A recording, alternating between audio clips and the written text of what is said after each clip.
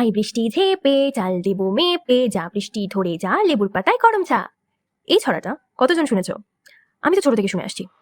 আমরা তো জানি বৈশাখ জ্যৈষ্ঠ মাস গ্রীষ্মকাল, কিন্তু মনে হচ্ছে সূর্যি মামার নির্ঘাত ব্রেকআপ হয়েছে, আর মেঘ মামা সূর্যি মামাকে জড়িয়ে ধরে সান্ত্বনা দিচ্ছে। এই পরিস্থিতিতে ইন্ডিগোর একটা প্লেন 277 জন যাত্রী নিয়ে দিল্লি থেকে অমৃতসর হয়ে শ্রীনগর যাওয়ার কথা ছিল। তো আবহাওয়া আরও খারাপ হয়। ইন্ডিগোর এই প্লেনটি অমৃতসর এর এয়ারপোর্টের কাছাকাছি এসেও ল্যান্ড করতে পারেনি আবহাওয়া খারাপজনিত কারণে। তো অমৃতসরের সব থেকে কাছে এয়ারপোর্ট হলো লাহোর এয়ারপোর্ট।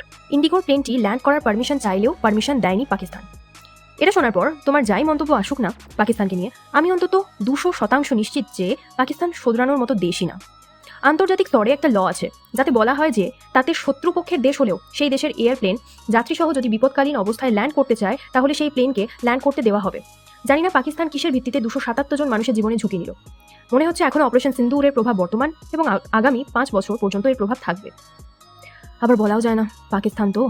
যাই হোক, এখন তুমি এটা বলো যে কোন কনভেনশনে নিয়ারবাই কোনো এয়ারপোর্টে বিপদের সময় ল্যান্ড এর পারমিশন দিতে হবে এটা বলা হয়েছে।